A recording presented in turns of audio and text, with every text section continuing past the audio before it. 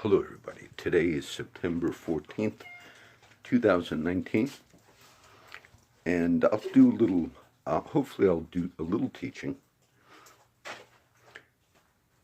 I did not plan on mentioning the note. I write notes, I write all types of things, scriptures all over the place. And it's interesting because I have some, I'm reading, sitting in the bathroom, I have notes, scriptures all over the walls on a piece of paper. I'm reading, he that overcomes will I grant to sit with me in my throne as I have overcome. Revelation, he that overcomes can eat of the tree of life, which is in the midst of the garden.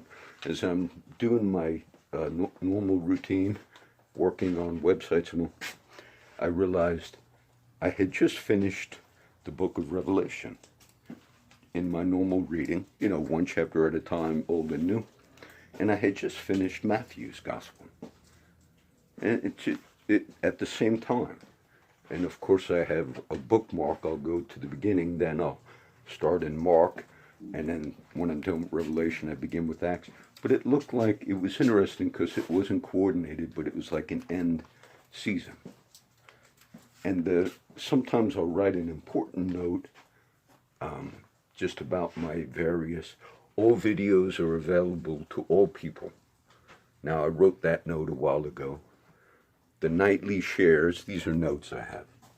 The nightly shares are never dependent upon morning uploads. Now, the reason I do that, it's helpful for me because when I did the last 2 days, I worked a lot on the websites to make sure I cataloged every video on my catalogs where I share, because the goal is to share all of the videos over a long period of time.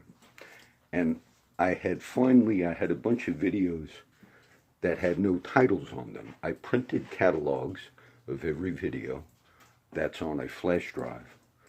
And so that was you have to download a particular application in order to do that, and I did that like a year or so ago, printed catalogs. But on those printed catalogs from my videos, there was about 15 that I never titled. So in the beginning, I was learning, I was doing WordPress, then I started YouTube, and I said I always have to go back and see what those 15 or 20 videos are. And it took like 2 days, because I had to go to each one. And then so I finally, and they were the early 2014 videos from the first videos ever made. And some of those you will see. A few are not playable, just the sound was no good. But even the ones you see, hopefully you'll pick up on the sound. Sound is low.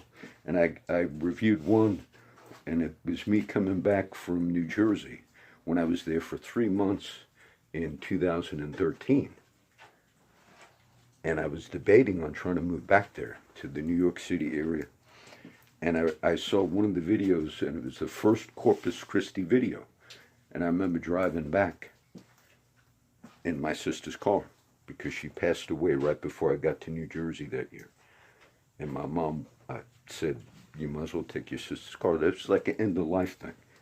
And so as I was looking at all that, the note I wrote before I didn't know if I'd make this video or any videos again, because that's, you try to look at those things.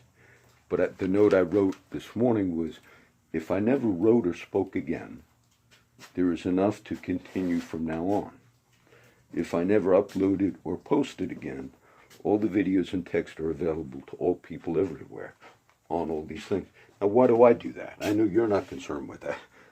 It's because the mission is to complete the mission. And then I wrote the verse at the end that says, it is finished, I have finished the work you called me to do. Meaning, in my particular life, it's to communicate as effectively as possible over a long period of time, and to make sure everything, you could see the trend line of all of our lives. And so it was interesting. Revelation, when I finished it, last night, the short chapter, last one, I was just meditating that I read a psalm a day or two before where God had promised to King David. And he said, I promise you, I will raise up a son to you, King David, and he's going to sit on the throne forever. These are very famous prophecies in the Bible where God told a king who lived many, many hundreds of years before the time of Jesus Christ. And God made a promise to that king, King David, that someday I'll raise up a son and he will sit on your throne forever. And these are messianic prophecies. And in the history of Israel, we read about King David and all of the heartaches and the things he went through. So maybe I'll comment on a few of those. My father had died recently, and it was interesting. I guess I'll mention this. And it was interesting because one of my daughters had recently found out she got pregnant. She was very happy. Okay, this is my oldest daughter, and I have no grandkids, and it's okay. I have 4 daughters, and when my father passed away, it was right after that my daughter found out she was pregnant. And then I said, Grandpa, her grandpa, my dad, said he'll never get to see the grandchild. And then they realized that, oh yeah, that's sad. I said he had grandchildren, which are my daughters, but never see the great-grandchild. And then my wife told me, I guess last night, that they had some bad news because my daughter had a miscarriage. And of course I said, oh, that's sad. Of course it is. And I was thinking earlier, as I'm kind of organizing a few things, I said, actually, my father has seen the grandchild before I will see the grandchild, before any of us who are, quote, living on the earth will see the grandchild. My father has seen him, the child. King David said when his son, who rose up a rebellion against him by the name of Absalom, and Absalom tried to take the kingdom away from King David, and it was a rebellion in David's family and household for reaping things that took place in the sin that David committed when he took Bathsheba to wife and had the husband killed. The husband's name was Uriah the Hittite. And King David at one point saw Bathsheba. She was beautiful, bathing, and lusted after her and went and inquired and said, who is this woman? So then he sleeps with this woman, Bathsheba, beautiful woman. And then he finds out that she got pregnant, which, and King David hatches this scheme. And her husband, Uriah the Hittite, was one of David's mighty warriors. And King David said, bring the husband back from the battlefield and let him spend like a week or so with his wife. He was trying to cover up that David himself got Bathsheba pregnant. And he said, let him stay with her. And that way, when she gets pregnant, she starts showing, everybody will know that, she slept with the husband. And then, so David's man goes, sets it up. And then David says, how's it going? Uriah's back from the battlefield, how's it going? Oh, he's sitting outside the house, he won't go in. What's wrong? Well, enjoy your wife. And David finds out that Uriah's so noble, he says, how could I be here enjoying my wife being home from the battlefront when my men are out there dying in the field? So David realizes the plan's not going to work. So what does the great King David do? He writes a letter, and he says, in the letter, put this man Uriah in the front of the battle, and when the battle gets really strong, pull all the other men back. That way, David will have that man killed. And if I remember right, this is in the book of Samuel, in the Old Testament, but if I remember right, David gives the letter to Uriah himself. The letter that set him up to be killed, I believe David gave that to Uriah. He knew he was so noble he wouldn't read it. And they carry out the plan. And I believe it was Joab, one of the right-hand men of David, but he had his own independent streak. And then when Joab allowed that little plot to take place, I told all this when I taught Samuel, Joab actually let a little more happen. Like some other people get killed and all, and you could read it between the lines that Joab basically said, I'll do your dirty work, King David, but there'll be a price. And sure enough, Uriah is killed. And David figured he covered up the fact that he committed adultery and got the woman pregnant. And then David had this prophet by the name of Nathan. And Nathan came to King David and told him this interesting story. He said, and there was this man that had a sheep, but he only had this one little sheep. And this other guy had a bunch of them. I'm just giving this off the head. I've taught these before. And he said, but you know, some people came, and the man that had all the sheep, instead of taking out of his abundant sheep and flock to feed his friends and all, he took that man's sheep that had the one sheep that was like a little pet, and the kids loved that one sheep, and he took it, and he cooked that man, the sheep, and David was righteously indignant. Said, oh, what will be done to that man? We're going to get that man. He's going to pay the price. After all, that man had all those other sheep, and he had to go. He wasn't satisfied. He had to go and take that other man's sheep, and it was a parable that Nathan, the prophet, was telling King David. And once David got righteously indignant, Nathan says, you're the man. That's you, David. You had all the wives you could have ever wanted, and you went and did that. And David repented. And the scripture says, David, and that was so risky for Nathan, because kings could take out their swords and hack you to pieces. The Samuel prophet actually did that on an occasion himself. And so David then repents. And what happens to the child? The child from Bathsheba, that unholy union, gets sick because she had the son. And David prayed. And his men were realizing, everybody knew what happened at that point. The prophet spoke the truth of God. And then the child died. And all the people around David's door at his palace and all were like, they were afraid to tell him because he was so sad, fasting every day.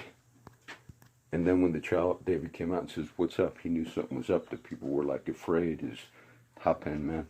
They said, well, the child died. And then David went and washed, put on his clothes, got over, and said, okay, let's go. Today we got work to do. And they kind of said, you know, when the child was sick, you were so broken over it, and we were afraid to tell you that the child died. We didn't know how you'd respond. He said, look, when the child was still sick but alive, I prayed and fasted and sought God, because there was still hope. He said, but the child has died, and so now I must move on in my kingdom and things will take place. And he said, you know, someday I'm going to go to that child, but that child's not going to come to me. I believe it's in that story. And then David had another son from the same bad situation, and that son's name was Solomon. And he became a great king. And God made promises to David's son Solomon and says, I'm going to let your son build the temple. And now in the Old Testament there are prophecies given to Solomon, but they're also, these are dual prophecies, but these are also prophecies about Christ himself, who would also come from the lineage and the root of King David, from the tribe of Judah, the offspring of David. And so in these promises, God's saying, Solomon, your son's going to build that temple. And I will bless him, and ultimately they're fulfilled to Christ. And when his other son rebelled against him, which was Absalom, we read about in the story, and it had to do with Absalom wanting the kingdom to pass to him and not to Solomon later on, which is son of David. They're both sons of David. And then Absalom mounted the rebellion, tried to take the kingdom. It's all an interesting story. But David gave his men charge and said, look, when you find my son Absalom, don't kill him. Whatever you do, don't kill him. He's my son. Okay, David. Well, So Joab, one of the top commanders of King David, sure enough, in this fight, this battle that was going on, they find Absalom. His hair got stuck. He had long hair, and it got stuck in the trees, if I'm remembering right. And of course, all the people surrounded David's son Absalom. And Joab says, we're going to kill this guy. And they said, wait a minute. King David said, don't kill my son. No, this is warfare, Joab says. We're in a war, and he kills David's son. And then news gets back to David. And that's all David wants to know. How is the son doing? How's Absalom? Okay, we resisted this rebellion that my son mounted against me as a result of the sin that I committed, because that's how these things happen in the life of David. And he said, oh, the battles we won, how's my son? That's all he wanted. He said, your son's dead. And David says, oh, Absalom, Absalom, my son Absalom, would to God that I have died instead of you. So he's going to go see the one son, which he's seen him now, the one that died, the first child of Bathsheba, says, he will not come to me, but I will go to him. And then he had the other son, Absalom, even before his own death, that he would say, I'm going to go to see him again also one day. It's very sad in families when people, I read the psalm, I read a few the last few days, but it said, teach us to number our days, that we may apply our hearts unto wisdom. Then I read the Psalms where God made the promise that I will set up of the fruit of one of your children, David, and he'll sit on the throne forever. And it says, all our days. And the verse in that psalm I read the other night, it said, life is like a tale once told, and then we fly away. I have that verse written on all my different, just rain. Life is like a tale once told. It's so interesting because you tell that story, your journey. I just told you one of David. And then we read the conclusion of matters. David's son Solomon actually wrote the majority of the Proverbs. But then he wrote a book called Ecclesiastes in the Old Testament, which simply means the preacher. And that was written by Solomon, as well as the Song of Solomon, wisdom literature in the Old Testament. But at the end of Ecclesiastes, he said, and this is the whole matter. And in that book of Solomon called Ecclesiastes, he wrote it from the perspective of when Solomon made the sin I discussed recently on one of the other videos. We called it syncretism, but he strayed because he had so many concubines and wives, and they strayed his heart from God. And then he wrote Ecclesiastes from the perspective of like depression. And he said, but this is the conclusion of the whole matter. Fear God, keep his commandments, do his works. The kings that would arise through the whole story of the Old Testament and these promises God made to these kings, judgment would always come because ultimately the kings, the leaders, and the people would always fall into sin. So if you could have somebody sit on the throne that was without sin, you'd have this everlasting kingdom. And they didn't understand all these prophecies. And so in the last chapter of Matthew, which I concluded it, we saw the resurrection of Jesus. And the women go to the tomb, and the stone is rolled away. He's not here, but he is risen, as he said. Go before him into Galilee. And Jesus said to his disciples, all power is given unto me in heaven and on earth.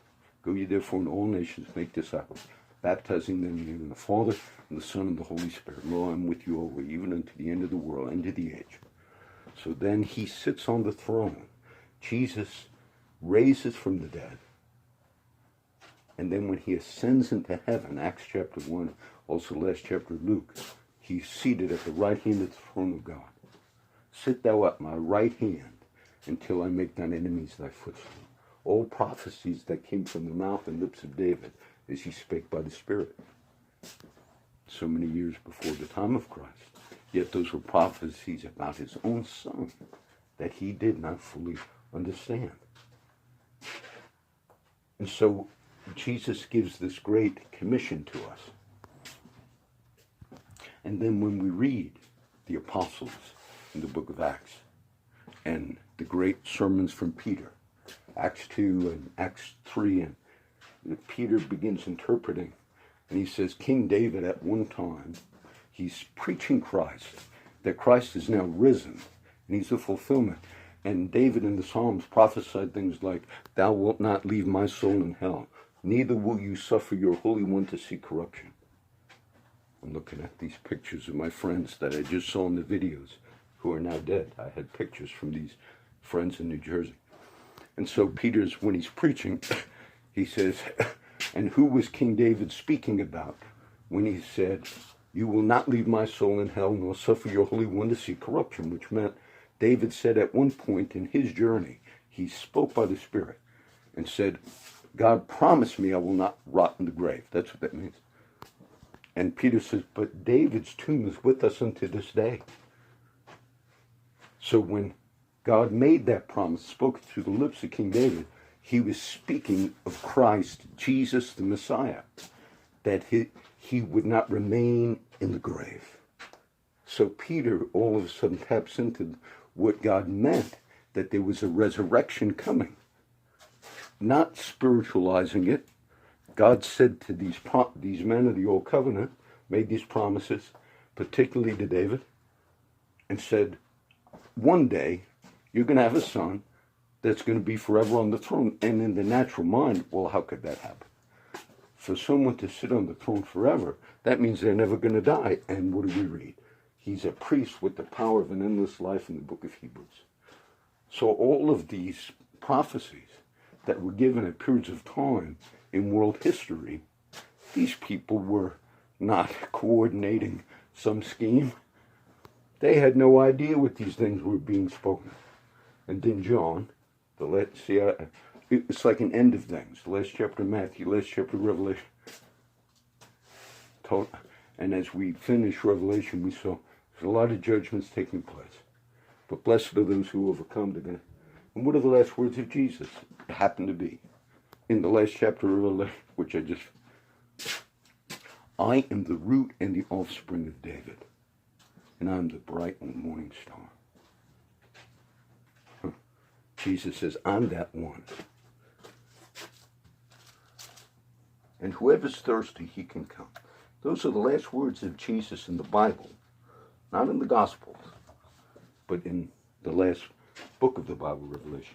I, Jesus, sent mine angel testifying unto you these things in the churches. I'm the root and the offspring of David, the bright morning star. And the last words of Jesus in red in Revelation 22, surely I come quickly. Isn't that an amazing thing? He said, I had fulfilled that. The line of the tribe of Judah, the root of David. He has prevailed. He has prevailed. So God did this tremendous work. His Son pays the price for the sins of men.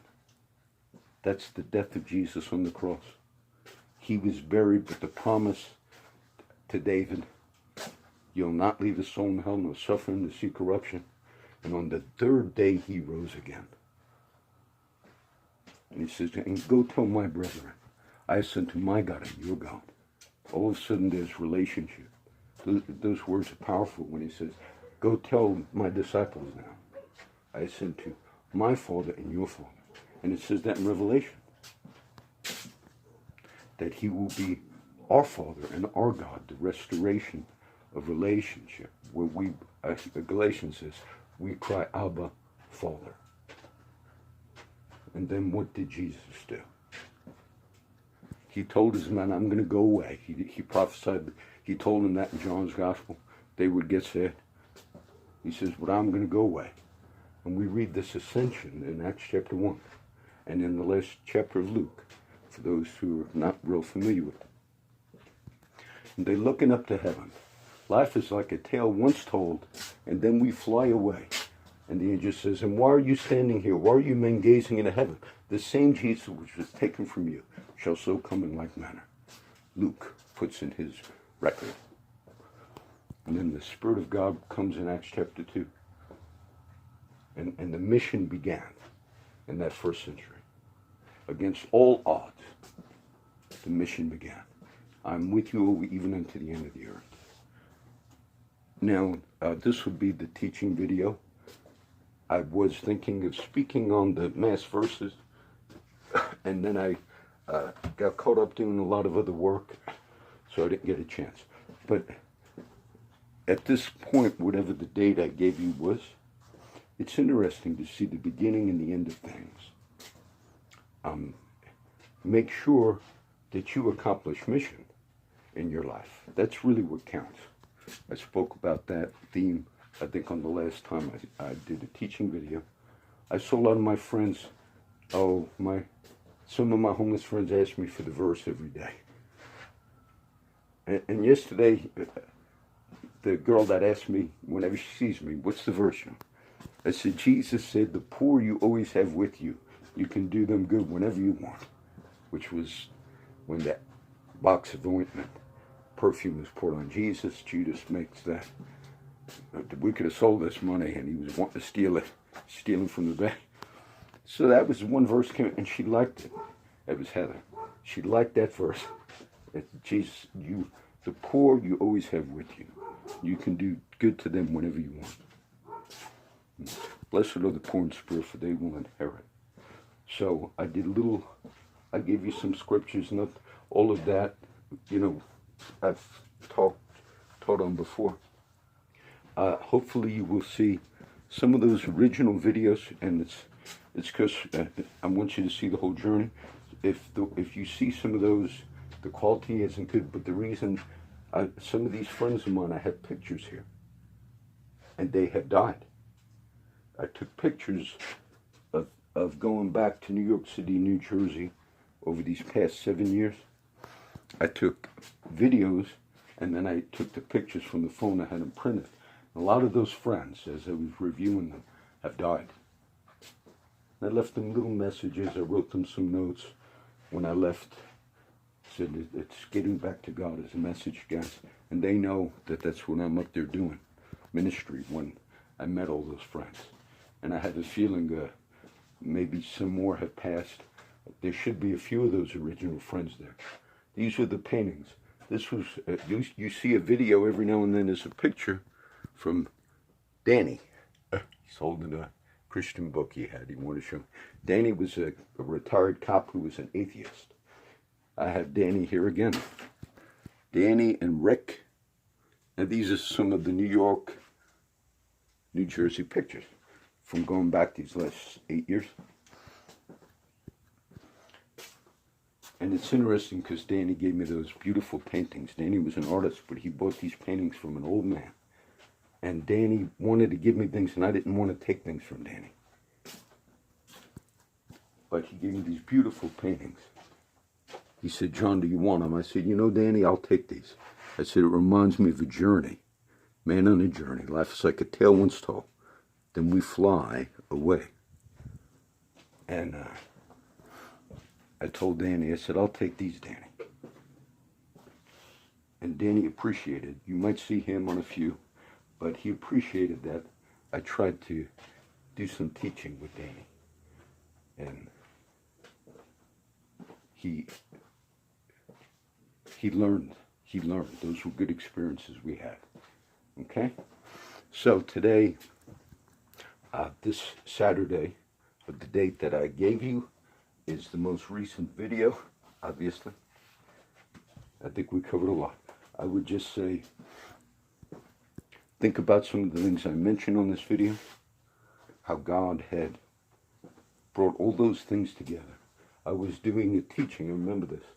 There's a video of me walking over the Hackensack River on a bridge. I can remember this. These are videos you'll see. And I might title them Teaching in Hackensack or something like that. Famous, grew up right there, Route 46. You go right to George Washington Bridge. As kids, when we were driving in our hometown, as young kids, get your license. But I lived in such an area, like if you're driving to your friend's house and you don't get off at the right exit, you hit the George Washington Bridge. And as kids, you didn't always want to get stuck on the George Washington Bridge, because then you have to go all the way into New York City. But that's the area I grew up with. If you make the wrong turn, you accidentally go into New York City. So eventually they put up a sign, and this is where I was raised, right there by New York City. So finally they put up a sign that said, last exit for New Jersey, because everybody kept getting stuck going over the George Washington Bridge. You know, it's funny. I think it's some of those times, that journey. But on that video, how I remember these things, I forget a lot of things, but I guess God will permit me to remember. I was walking the Hackensack Bridge that would lead you right up to the George Washington Bridge if you just drove a few more miles on Route 46 and you're into New York. And I was teaching on Samuel. Just so happened I was doing Samuel. I wound up in New Jersey, never planned this trip. And there was one verse I remember that I liked. David had said at one time, though my house is not perfect with God, yet the Most High spake through me. And I believe that's in the book of Samuel. And so we talked about some of the household family problems David went through on this video. But yet David recognized, yet the Most High spake through me. Open your mouth and I will fill it. I got these verses written. Isn't that an amazing thing? King David recognized this greatest benefit, that the Most High spoke through him. Now God will speak through you. The Spirit of God is given. Jesus said in that Great Commission, which we discussed on this video, all power is given unto me. And when the Spirit was poured out on the church at Pentecost, that's for you and I to be witnesses, tongues of fire, speaking the gospel. Open your mouth and I will fill it. All right? So this is September 14th, 2019. David, he said, the dead child will not come to me. He said, but I will go to him. That's what David said. Issues of life, end of life issues. Just finish the work that God has called you to. That's the most important thing. Father, I pray a blessing on everyone that sees this video today. I pray you bless all of this thing, and that the word of the Lord will go forth. We ask it in Jesus' name. Amen.